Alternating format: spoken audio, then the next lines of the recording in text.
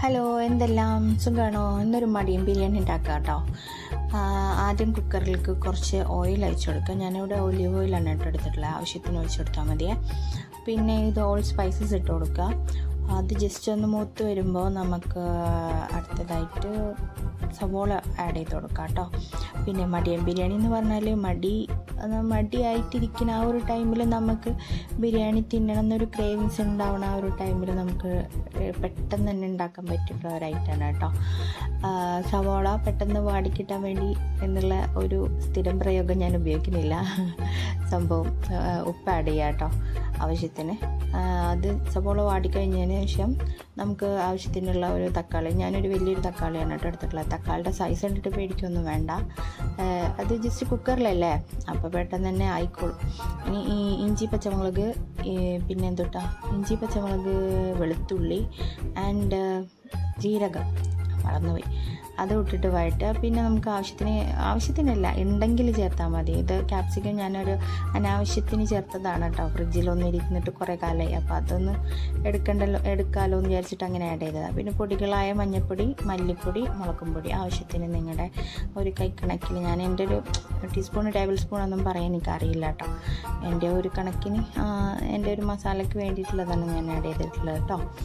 പിന്നെ വന്നിട്ടൊരു Maggi cube എടുത്തിട്ടുണ്ടെങ്കിൽ അത് ചേർത്താൽ മതി. അല്ലാന്നുണ്ടെങ്കിൽ നിങ്ങളുടെ കയ്യിൽ ചിക്കൻ മസാല ഉണ്ടെന്നുണ്ടെങ്കിൽ അത് ആഡ് ചെയ്താൽ മതി. എൻ്റെ കയ്യിൽ ചിക്കൻ മസാല ഇല്ല, ഇത് ഗരം മസാല ഞാൻ ആഡ് ചെയ്ത് കൊടുക്കുന്നുണ്ട് കേട്ടോ. പിന്നെ ഒരു കാര്യം ഞാൻ വിട്ടുപോയി, ഞാൻ കുറച്ച് തൈര് ആഡ് ചെയ്തിട്ടുണ്ട് കേട്ടോ. അതും കൂടി ആഡ് ചെയ്താൽ കുറച്ചും കൂടി നല്ല ടേസ്റ്റ് ഉണ്ടാവും. അത് അത്യാവശ്യം നല്ല നമ്മളെന്താ പറയുക മസ്റ്റായിട്ടുള്ള ഒരൈറ്റാണ് കേട്ടോ. പിന്നെ വന്നിട്ട് നമുക്ക് ബീഫ് ഇട്ട് കൊടുക്കാം. കുറച്ച് വലിയ കഷ്ണങ്ങളായിട്ടാണ് കേട്ടോ പറഞ്ഞിട്ട് കട്ട് ചെയ്യിപ്പിച്ചതാണ്. പിന്നെ മല്ലിച്ചപ്പ് ഇട്ട് കൊടുക്കാം. പുതിന ഇവിടെ പൊതുവേ ആർക്കും ഇഷ്ടമല്ലാത്തത് കൊണ്ട് ഞാനത് സ്കിപ്പ് ചെയ്തതാണ്. നിങ്ങൾക്ക് ഉണ്ടെന്നുണ്ടെങ്കിൽ ആഡ് ചെയ്ത് കൊടുക്കാം. എന്നിട്ട് ഒന്നും കൂടി ഒന്ന് വഴറ്റി, പിന്നെ ഇതിൻ്റെ ഇടയ്ക്ക് ഉപ്പ് കുറവുണ്ടെന്നുണ്ടെങ്കിൽ നിങ്ങൾ ആഡ് ചെയ്ത് കൊടുക്കണം കേട്ടോ. ഞാൻ ഉപ്പ് നോക്കിയപ്പോൾ ഉപ്പ് കുറവായിരുന്നു, അപ്പോൾ ഞാൻ കുറച്ചും കൂടി എനിക്ക് പാകത്തിനുള്ള ഉപ്പ് ആഡ് ചെയ്ത് കൊടുത്തു. പിന്നെ കുറച്ച് വെള്ളം, കുറച്ച് മാത്രം, ജസ്റ്റ് ആ ബീഫ് ഒന്ന് വെന്ത് കിട്ടാൻ മാത്രം കേട്ടോ. എന്നിട്ട് നമുക്ക് കുക്കർ അടച്ചു കൊടുക്കാം കേട്ടോ. 3 വിസിൽ, ഞാൻ ഒരു 3 വിസിലിന് എൻ്റെ ബീഫ് വെന്ത് കിട്ടിയിട്ടുണ്ട് കേട്ടോ. അതിൻ്റെ പ്രഷറൊക്കെ കളഞ്ഞിട്ട് നോക്കിയിട്ട് വേണം കേട്ടോ ഓപ്പൺ ചെയ്യാൻ. ഇതാണ് അവസ്ഥ. അധികം വെള്ളമൊന്നുമില്ല, നല്ല കുറുകിയ ഒരു പരുവത്തിലാണ് കേട്ടോ.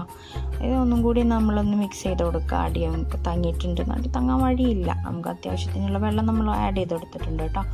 നല്ലൊരു ഗ്രേവി പരുവത്തിലാണ് ഇപ്പോൾ ഉള്ളത് കേട്ടോ. ഇനി നമുക്കിതിലേക്ക് ഈ ഒരു ഗ്ലാസിൻ്റെ അളവിലാണ് കേട്ടോ, ഇതിൻ്റെ മെഷർമെൻറ്റ് കപ്പാണ് കേട്ടോ. ഇതിലൊരു 2.5 കപ്പ് അരി എടുത്തിട്ട് ഞാൻ സോക്ക് ചെയ്ത് വെച്ചതാണ് കേട്ടോ. അത് ഒരു 15 മിനിറ്റ് ഞാൻ വെള്ളത്തിലിട്ട് വെച്ചിട്ടുണ്ടാവും. നമുക്ക് ആഡ് ചെയ്ത് കൊടുക്കാം.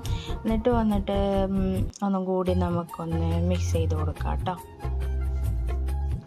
ഇനി നമുക്ക് വെള്ളം ആഡ് ചെയ്ത് കൊടുക്കാം കേട്ടോ. വെള്ളം ഞാൻ ആ ഒരു ഗ്ലാസിൻ്റെ തന്നെ മെഷർമെൻറ്റിലാണ് എടുത്തിട്ടുള്ളത്.